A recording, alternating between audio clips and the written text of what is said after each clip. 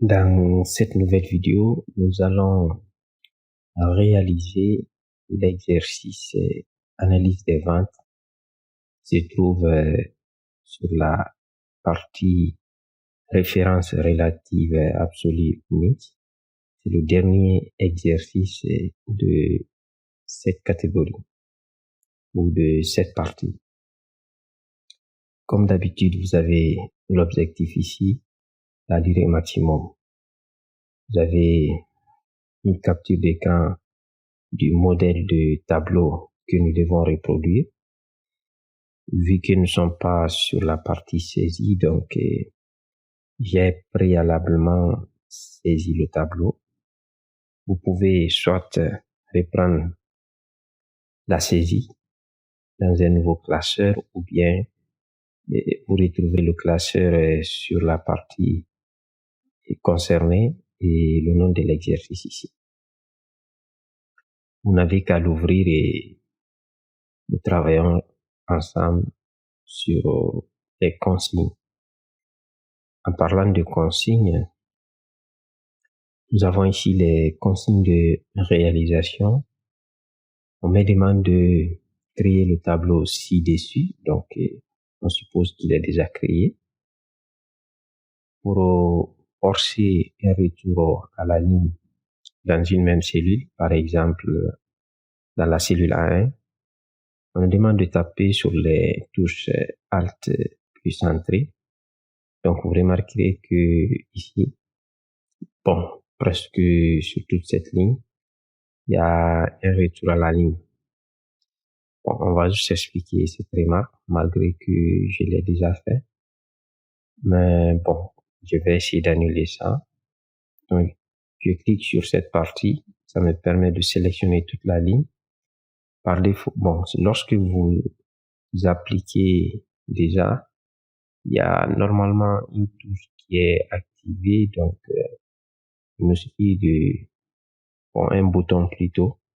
Un bouton qui est activé, c'est ce bouton. Il était déjà activé, donc vous cliquez dessus, il est désactivé. Donc, par exemple, quand je clique, je l'active, je le désactive. Et là, c'est lorsque vous voulez activer. Mais pendant la saisie, par exemple, je vais effacer ce qui est là. On va saisir ça ensemble, donc je suis obligé de peut-être réduire cette fenêtre juste pour voir ceci. Donc, en A1, c'est le code de l'article que je dois saisir. Donc, lorsque je saisis sans taper, sans utiliser la consigne ici, donc sans utiliser la combinaison de touches Alt plus Entrée, on va voir ce qui va se produire. Donc, je vais mettre ce code de l'article. Donc, lorsque je passe à la cellule suivante, vous voyez, il y a une partie du texte qui est masquée. Pourquoi? Parce que ça dépasse la largeur de la cellule. C'est ce qui fait que c'est masqué. Donc, c'est pourquoi nous devons faire un retour à la ligne pour permettre de voir cette autre partie. Donc, je reviens ici, je double-clique pour être en mode saisie. Je vais me positionner juste après le 2 et code 2, donc espace. Et à partir de là, je vais faire une combinaison de touches, donc Alt plus Entrée. Je maintiens la touche Alt et ensuite je tape sur Entrée. Oui. Là maintenant, automatiquement il a créé un décalage et c'est ce qu'il faut faire. Par exemple ici encore, si vous voulez prix de vente, donc vous positionnez au niveau du prix, vous faites Alt Entrée chaque fois. Voilà, ça vous permet de faire un décalage, c'est comme ça. J'espère que vous avez compris. Voilà, c'est comme ça on peut faire un retour à la ligne. C'était juste une remarque que l'auteur nous a précisée. Donc, nous pouvons essayer de continuer. Donc là, nous allons essayer surtout de lire les différentes consignes. Après, on n'aura pas à se retourner chaque fois pour les revoir. On demande de réaliser les calculs demandés. En F3, nous devons avoir le montant des ventes. Donc, si vous regardez le tableau, il y a des colonnes qui sont déjà remplies. Donc, ce sont des données brutes ou fixes qui ne changent pas. Donc, dans ce cas, on les saisit.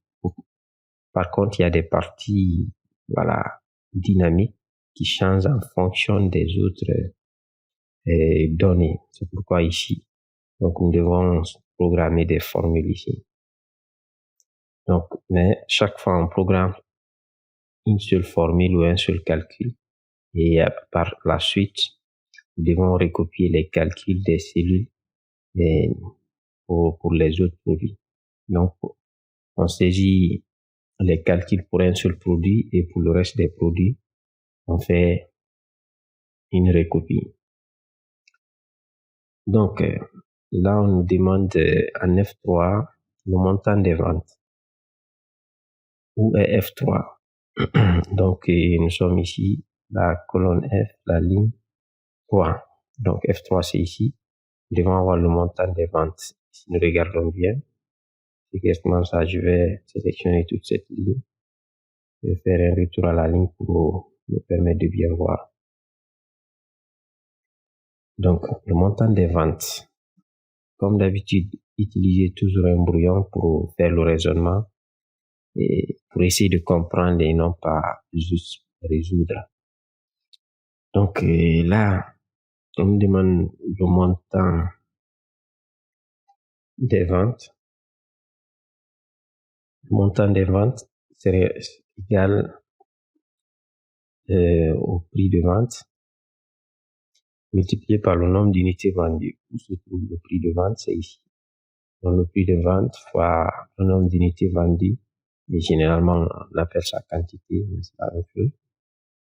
Donc, là, c'est F3. Ça veut dire que c'est égal le premier produit ou le premier article, c'est celui-là. Donc, c'est B3 multiplié par le nombre d'unités vendues et 3. Vous voyez que c'est simple. Donc, je mets juste c'est égal B3 multiplié par le nombre d'unités vendues, donc E3. Maintenant, là, peut-être certains vont demander pourquoi on ne s'est pas posé la question s'il faut mettre les dollars, s'il faut répéter la formule à gauche ou à droite.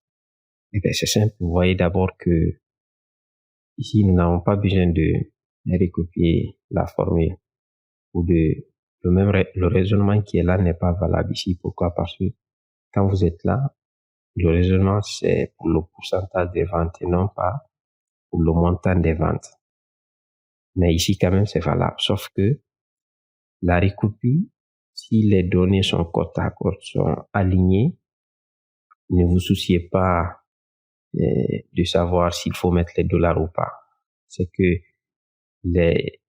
la référence le type de référence qui va intervenir, c'est le type par défaut. Donc, on a dit, ce sont les références relatives qui sont par défaut.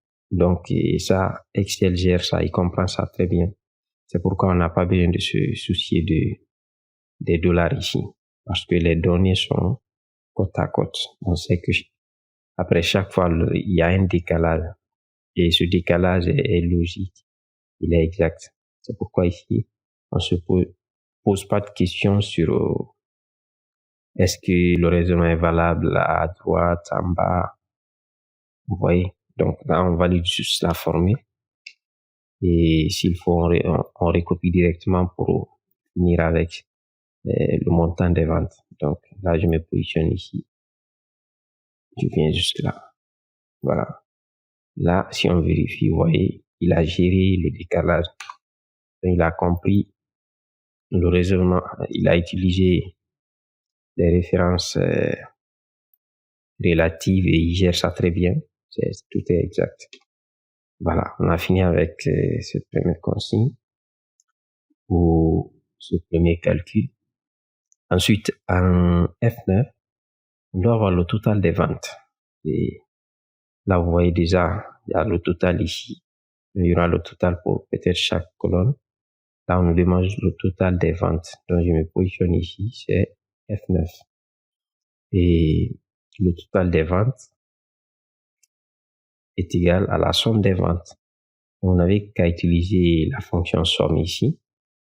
Donc là, on va quand même saisir la fonction. Donc, je mets égal. Je commence à saisir ma fonction. Ensuite, on me propose, je double-clique. Je balaye la place concernée. Si je veux, je ferme la parenthèse et je tape Entrée. Donc, j'ai fini avec ça.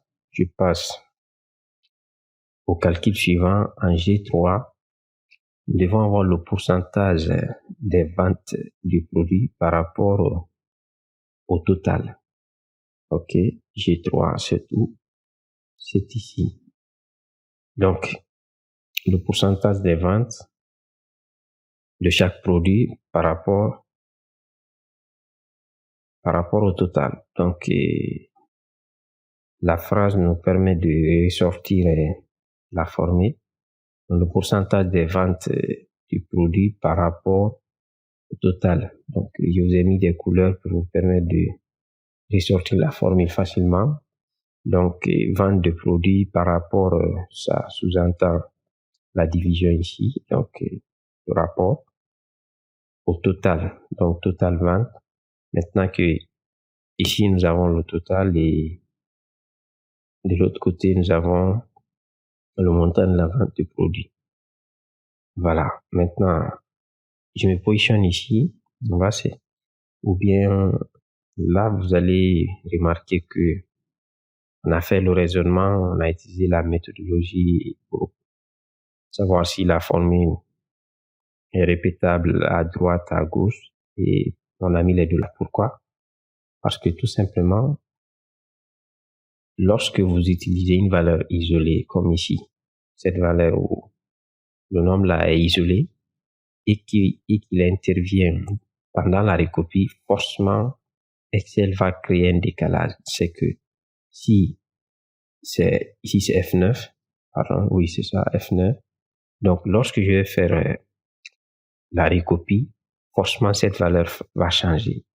Et pourtant, cette valeur ne doit pas changer. Pour ne pas qu'elle change, automatiquement, il faut penser au type de référence. Ça veut dire qu'ici, ce n'est pas la référence, le type de référence par défaut qui doit intervenir. Plutôt peut-être la référence absolue ou semi-fixe ou semi-absolu. Vous voyez? Donc, c'est pourquoi nous avons vu d'abord les types de références. Et bon, nous sommes même déjà sur les types de références et ça va nous poursuivre pour le reste des exercices. Donc, on va juste expliquer la formule. On sait que G3 est égal aux ventes du produit divisé par le total de ventes. Maintenant, quand je suis là, F3, ce serait égal vente de produit ou montant. Oui, c'est ça. Pardon, je vais vérifier. Oui, c'est ça. Donc, F3, c'est ici, que je vais diviser par le total. Et c'est ce que j'ai mis ici. F3, G3 égale F3 divisé par F9. Et quand je serai en G4, bon, d'abord, je suis là où j'ai saisi la formule, on va suivre la méthode. Ensuite, rappelez-vous, nous devons passer à la cellule de droite d'abord et se dire est-ce que nous pouvons tenir ce raisonnement. Est-ce qu'on peut dire que le pourcentage de vente est égal à la vente de produits divisé par le total vente? Non, on ne peut pas dire ça. Pourquoi? Parce que quand vous êtes là, c'est le raisonnement de coût de production qui est valable ici. Ce n'est pas le raisonnement de pourcentage des ventes qui est valable ici. Donc, on ne peut pas écrire. Si on ne peut pas écrire, bon, si on ne peut pas dire ce raisonnement ici, donc on ne peut pas l'écrire. Je n'ai pas saisi la formule ici. On revient à la cellule d'en bas, ici. Donc, on se demande si on peut tenir le raisonnement. Pourcentage de vente est égal au montant de vente divisé par le total. Oui, ici le raisonnement est valable. S'il est valable, donc on l'écrit. Et c'est pourquoi on l'a écrit ici. Donc c'est G4 égale F4 divisé par F9. Après cela, vous savez maintenant que nous devons faire une lecture verticale. Donc, si les colonnes ou les lignes sont identiques, vous mettez $ à gauche chaque fois. Là, c'est identique, on met $ à gauche. Là, c'est pas identique, on met pas $ à gauche. Là, c'est identique, je mets $ à gauche. Identique, je mets $ à gauche. J'espère que maintenant, je pense qu'on a répété la méthode plusieurs fois et que maintenant, c'est compris. Donc, je mets égal au montant de vente. Donc, F3, le $, c'est juste à gauche de F. Donc, j'appuie sur F4 une fois, 2 fois, 3 fois. OK. Je mets fois le total. J'appuie sur le total. Je vérifie les $ sont partout. Donc, on va dire c'est référence fixe. J'appuie sur F4 une fois. Voilà. J'ai le $ partout. Donc, c'est exact. Là, je tape Entrée. Donc, j'ai un montant colossal ici. Bon, pourtant, nous devons avoir le format de pourcentage, c'est simple. Vous changez juste le format ici par défaut. Donc, vous choisissez pourcentage. Vous avez ici pourcentage. Maintenant, le problème, c'est que généralement, on applique le format pourcentage avant la saisie, quoi. Sinon, voilà, on a ce problème-là. Donc, ce que je vais faire d'abord, c'est d'enlever la formule. Je vais juste couper. Donc, je coupe la formule. Je ne sais pas si je peux couper. Donc, vous faites clic droit. Vous sélectionnez ici la formule. La cellule est sélectionnée. Sélectionnez la formule ici et vous faites couper. J'enlève la formule. Je vais essayer d'appliquer le format pourcentage d'abord. Normalement, nous ne sommes pas sur la partie mise en forme, mais on va essayer de le faire d'abord. Donc, j'applique le format pourcentage. Je reviens ici. Je me positionne ici. Je colle la formule. Coller. On va vérifier. Là, ça va pas. D'accord. Ah, attention. C'est pas moi qui me trompe. Voilà, c'est la division et que moi je mets ici. Désolé. Ah. Des fois, on se perd. Hein. Ah, voilà. Donc, c'est moi qui avais un problème. C'était une division et moi, j'ai mis fois. Maintenant que nous avons notre résultat ici, nous n'avons qu'à faire la recopie. Et là, on peut vérifier que oui, vous voyez que on sait que la ligne varie. C'est ce qui explique la formule ici. Le $ l'avait dit que la colonne est fixe, mais la ligne n'est pas fixe. C'est ce qui fait que chaque fois, Excel comprend que les valeurs là doivent changer. Donc, quand il est en G7, il sait que il doit prendre au niveau des montants des ventes la cellule F7. Donc, c'est pourquoi vous avez ici la cellule F7. Oui. C'est pourquoi vous avez ici F7. Donc, la ligne varie. Mais ici, rien ne doit varier. C'est pourquoi on a fixé, on dit généralement aussi, on a figé non seulement la colonne, mais aussi la ligne. C'est pourquoi vous avez le bon résultat. J'espère que c'est compris. On passe au calcul suivant.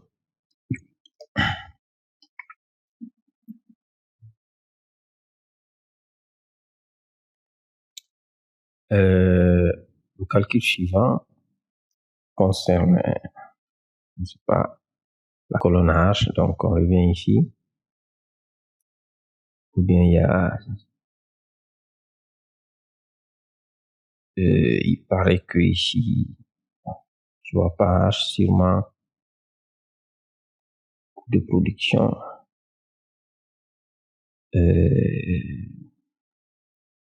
Si il doit y avoir une formule là-bas, sauf que bien. Coût de production des ventes. Bon, moi j'ai la formule ici. Coût de production des ventes est égal à coût unitaire de production par nombre d'unités vendues, mais je vois que l'auteur n'a pas posé la question. Bon, peut-être que c'est par oubli. Bon, nous, quand néanmoins, nous allons programmer la formule ici. Coût de production des ventes est égal au coût unitaire de production par le nombre d'unités vendues. Donc là, c'est simple aussi. Hein. On va mettre juste égal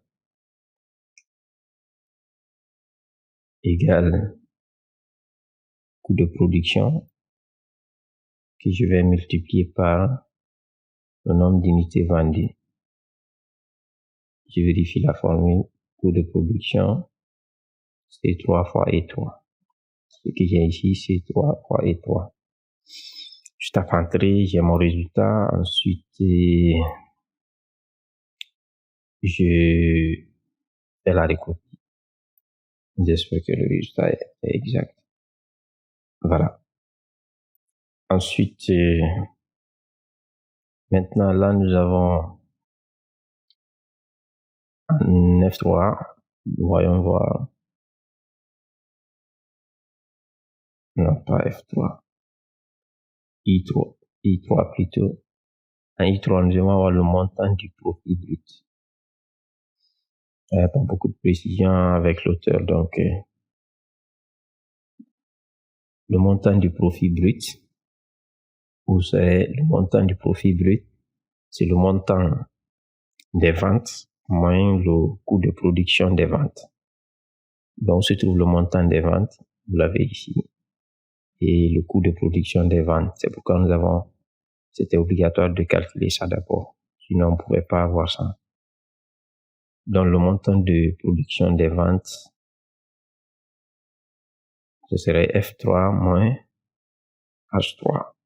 Donc, ici, je suis en I3. Donc, I3 égale F3, le montant de production des ventes, ici, moins le coût de production des ventes, H3. Je tape entrée, c'est mon résultat. Je fais la recopie ici. OK. Maintenant, je passe en J3. Bon, en J3, nous devons avoir le pourcentage du profit brut par rapport au total. Donc, ça revient un peu à ce que nous avons fait ici. Donc, sauf qu'ici, c'était le pourcentage des ventes. Ici, c'est le pourcentage des produits bruts. Donc, pour avoir le pourcentage des le pourcentage du profit brut, nous devons forcément avoir d'abord le total ici. Mais peut-être que l'auteur n'a pas demandé ça. Mais le pourcentage du profit brut par rapport au total. OK. Donc, nous devons faire le total. OK. Le pourcentage, je vois ici 2 pourcentages, et ça c'est en L3. Le pourcentage du profit brut par rapport au total. Et nous allons faire ça d'abord. Donc, le pourcentage le total profit brut, j'ai déjà calculé ça. C'est la somme de I3 à I7. Donc, là, c'est ici. je me positionne ici, je mets égal somme. Je mets somme, je balaye cette place, je fais entrer sur mon résultat.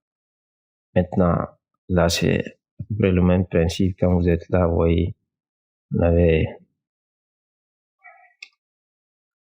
là, je n'ai pas au détail. On la formule aussi là. Donc, toujours, c'est magie 3 sur I3, I9 plutôt. Je vois pas bien. C'est I3 sur I9. Voilà. Donc, je mets égal I3, surtout, je mets les deux là. Donc, j'appuie sur F4. Je m'assure que cette fois-ci, je ne vais pas faire l'erreur de fois. Voilà. J'appuie sur F4. Je vérifie que j'ai bien mis les dollars I3, I9, I3, I9. Je tape entrée.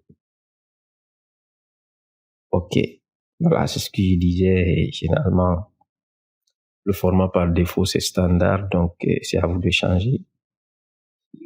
On va mettre pourcentage. Là même, c'est bon. On n'a pas besoin d'enlever la formule d'abord avant de... Voilà. Je fais la recopie. Voilà. Sauf que, voilà, il y a quelque chose que je n'avais pas vu ici, c'est ça. Pourcentage du profit. Pourcentage du profit sur la vente, par rapport à la vente. C'est ce qui est là. Ça, c'est un L3. Le pourcentage du profit brut par rapport aux ventes. Bon, là, c'est simple. Hein? Le pourcentage du profit brut par rapport à la vente. Donc, là, j'ai oublié de programmer, de planifier cette formule ici parce que la colonne a été masquée. Je l'avais pas du tout vu. J'avais oublié. Donc, mais c'est simple. Si vous voulez, on peut, sauf que la vidéo sera longue, on peut planifier la forme ici, mais je pense que là, on peut aller directement. Je suppose que c'est simple à comprendre. Donc, le pourcentage du profit par rapport à la vente, c'est simple. On met d'abord égal. On n'a pas besoin de se soucier des références absolues ici. Donc, on nous dit profit, où se trouve le profit, c'est ici, le profit brut. Donc, je prends le profit. Quand je suis en L3, je prends le profit de I3 que je vais diviser par la vente. Donc, le montant des ventes ici, F3. OK. Tape entrée. Et là même, voilà. Il est déjà en pourcentage. Sinon, si c'est pas le cas, vous sélectionnez pourcentage ici dans votre cas. Chez moi, c'est déjà en pourcentage. Tout ce qu'il y a à faire maintenant, c'est de faire la recopie et j'ai mon résultat. C'était le dernier calcul. Bon, nous, on a déjà fait tout ça. Au fur et à mesure, on a fait la recopie. Donc, la dernière consigne ici, c'est d'enregistrer le fichier sous le nom analyse des ventes. Bon, j'ai déjà fait le premier enregistrement. Là, c'est juste enregistrer les dernières modifications. Et voilà, nous avons terminé l'exercice. Il y a chez moi ici exactement 30 minutes. Donc, j'espère que de votre côté aussi, vous n'avez pas trop galéré comme moi. Et, donc, nous avons fini les exercices sur la partie référence relative absolue ou mixte. Et la prochaine partie, c'est nom de jaune. Donc, on se retrouve à la prochaine vidéo, mais surtout, n'oubliez pas de mentionner cela. Nous sommes le mardi aujourd'hui. Donc, j'ai mes 30 minutes ici. Vu que nous avons finalisé l'exercice, donc je sélectionne cette partie, je mets ici plus 1, plus 1, plus 1, mon clavier, plus 1, attention, mon clavier là m'en mettre là. Ensuite, je sélectionne cette cellule, je mets là aussi plus 1. Ou bien, vous faites, regardez ce que je vais faire.